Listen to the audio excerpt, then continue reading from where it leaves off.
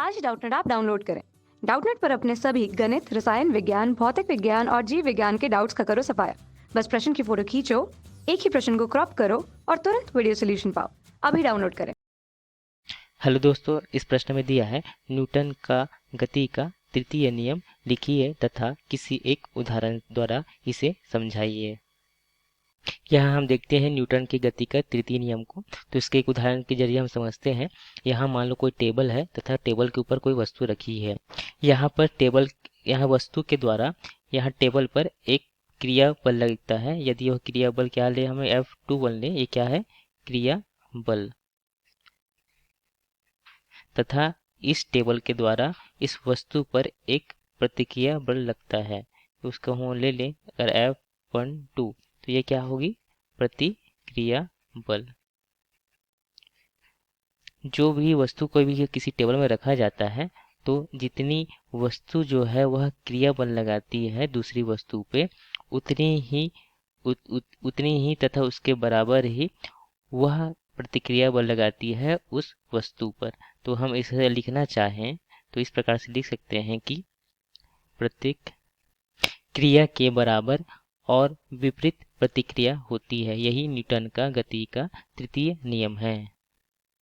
जैसे कि आप इस चित्र में देख रहे हैं, यहाँ वस्तु के द्वारा जो टेबल पर जो है वह क्रिया बल है तथा यहाँ टेबल के द्वारा जो वस्तु पर लगाया गया जो बल है वह क्या है, प्रतिक्रिया बल। तो यहाँ पे जो क्रिया बल है, जो क्रिया बल क्या है यहाँ पे F21, अगर हम इसे लिखना चाहें तो क्या लिख सकते हैं, क्रिया बल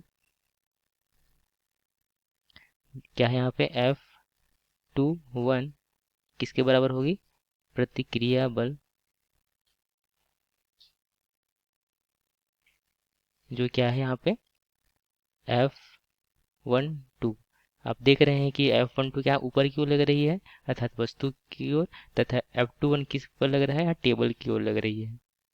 तथा यहाँ पे अगर हम दिशा देखना चाहें तो क्रिया बल और विपरीत बल का जो दिशा होगा वह कौन सा दिशा होगा, यह विपरीत दिशा में होगा।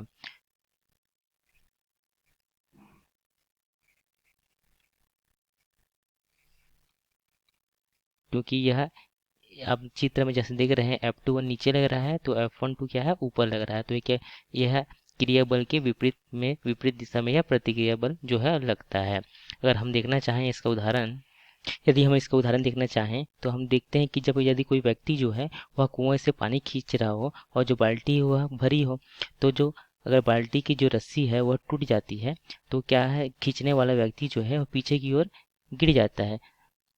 इसे हम समझने के लिए चित्र से मदद लेते हैं। इसमें जो व्यक्ति द्वारा जो यहाँ पे क्रिया बल लगाता है वह डोरी पर लगता है तथा जो प्रतिक्रिया बल जो के कारण से इस रस्सी में तनाव आ जाता है, जिसके कारण से जो प्रतिक्रिया बल है वह इस बाल्टी पर लगता है। तो हम देखते हैं कि जब प्रतिक्रिया बल का मान, जब डोरी टूट जाती है तो यहाँ पे प्रतिक्रिया बल का मान शून्य हो जाता है, जिसके कारण से व्यक्ति जो है वह क्रिया बल के कारण से यहाँ पीछे की ओर गिर जाता है। तो इस प्रकार से हमने यहाँ पे देखा न्यूटन के तृतीय नियम को। जो पहला देखे थे हमने कि एक कोई किसी टेबल पे एक कुछ पुस्तक या कुछ हम कुछ सामान रख देते हैं तो उसका जो बल नीचे की ओर लगता है तथा उसके बराबर तथा विपरीत जो बल है ऊपर लगता है। यदि यह जो नीचे की ओर बल लगता है उसको हम भार के जरिए भार या उसको हम W वेट लिख सकते हैं। तो W बराबर क्या होता है, M×G, अर्थात उसका द्रव्यमान तथा उसके गुरुत्वीय त्वरण का गुणनफल जो होता है, तथा जो ऊपर जो लगता है वह प्रतिक्रिया बल, इसे हम N से भी प्रदर्शित कर सकते हैं। तो इस प्रकार से हमने यहाँ पर देखा जो न्यूटन का तृतीय नियम है, गति का तृतीय नियम है तथा उसके उदाहरण को। धन्यवाद। कक्षा 6 से 12वीं से लेकर नीट, IIT, JEE वो एडवांस के लेवल तक 1 करोड़ से ज्यादा छात्रों का भरोसा।